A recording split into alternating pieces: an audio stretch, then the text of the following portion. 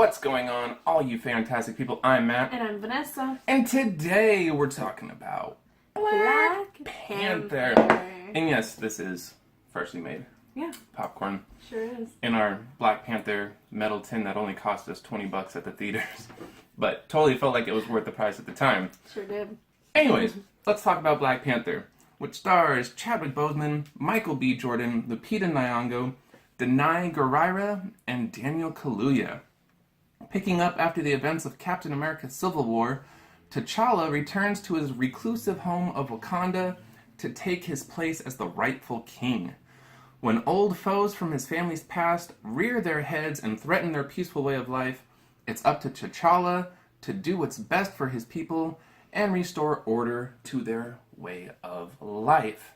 And right off the bat, I just want to say that this movie was impressive for all the reasons that I didn't see coming. Like, I had a feeling, this is a Marvel movie, I'm like, there's going to be action, there's going to be humor, it's going to be awesome. It's going to look good based on the last few Marvel movies we've seen. Yeah. Pretty much all of the Marvel movies we've seen. Yes. But what I didn't see coming was the culture that came with Black Panther. Did not see that coming. It is absolutely astounding. It sure is. It's gorgeous. It's beautiful. The costumes, breathtaking. The costumes, the set pieces, the makeup, the rituals, the ideology behind the Wakandans. It's all on display, and it's incredible to see. It's honor, protection. You get a real feel, and I love it. Yeah, and the story as well is another thing that I really didn't see coming, and I think it's very noteworthy.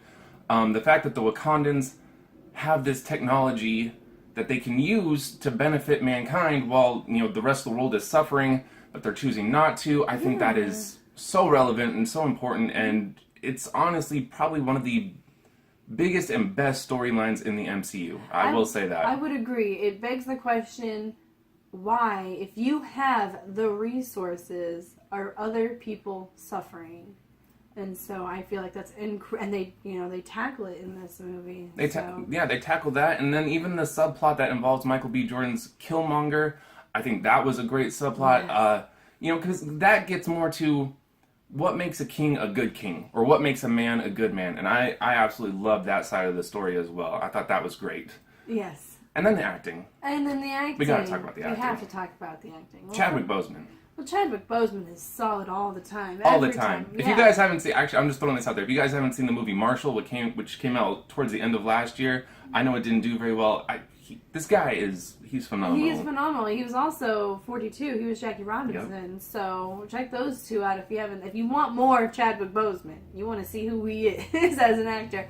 Just take those three people right there. Yeah. Or those two movies and this movie, and you should be. Yeah. Should get an idea. But then there's more. There's more. Michael B. Jordan. I think it's safe to say at this point that both Michael B. Jordan and Daniel Kaluuya are rising stars. Yes. Michael B. Jordan, I don't think I've seen him be a villain, and I'm okay with it in this movie. He is fantastic. I feel like his performance stands out in this movie. I'm over here eating popcorn now. I'm sorry.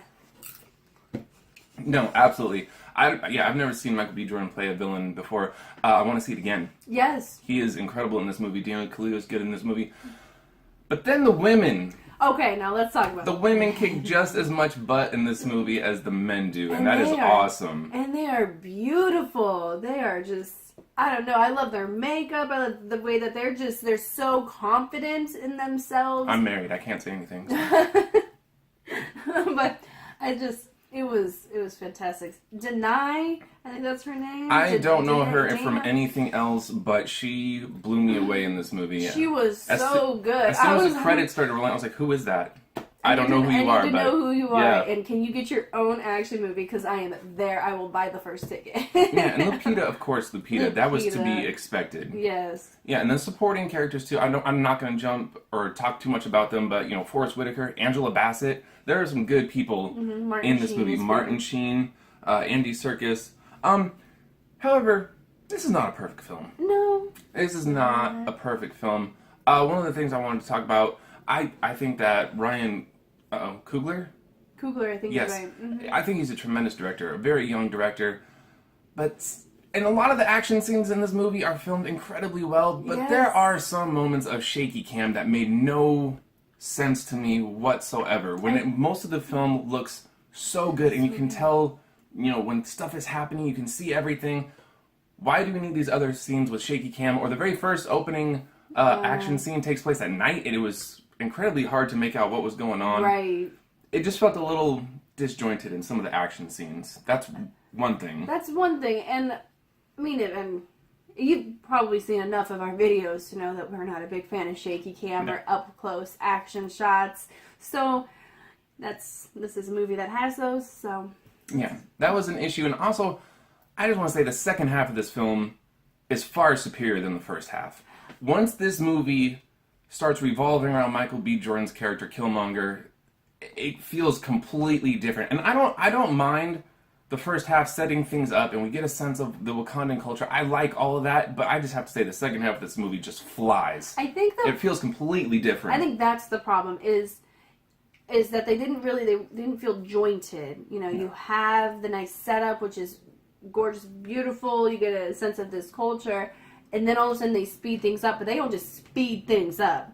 They times 32 fast forward this movie right when Michael B. Jordan just kind of takes over. So I think that was the issue, because both parts are fantastic, but it's highly entertaining at the end, and it just moves compared to the beginning where it's nice and slow and steady and set up. Yeah, and I think half of that is that Michael B. Jordan does make that much of a difference. He is so good in this role. And it also, I hate to say this, I really like Andy Serkis, but it begs the question of how important he really was to this movie. Because when Michael B. Jordan is the center villain, it just feels completely different. It sure does. But still, this is a fantastic film worth checking out. I'm giving it a B+. I am giving it an A-. Yeah, no, it is a very good film. It has heart. The action scenes are good. Tremendous cast, and I think it's a solid entry into the MCU for sure. For sure, and I'm just gonna rewind just a bit. I love Lupita's character. Yes. The women in this movie, come on, they are fantastic. I know it's a Black Panther movie, but no, you could have a spin-off where it's just the women. Yeah, just the general and Lupita, let's go. Yeah, denying Lupita. When your warriors are all women around your king, come on. Yeah. I love the representation in this movie. So absolutely. I'm very excited. But we want to know what you guys think. Yes, of course. please. If you saw Black Panther, let us know what you thought about it down below in the comments. If you like this video, hit the like button. If you want to see more of our awesome movie reviews where we're not picking popcorn out of our teeth, hit the subscribe button. As always, guys, thank you so much for watching. You guys are the best. And also, as always, take care of yourselves. Take care of each other. We will see you fantastic people next time.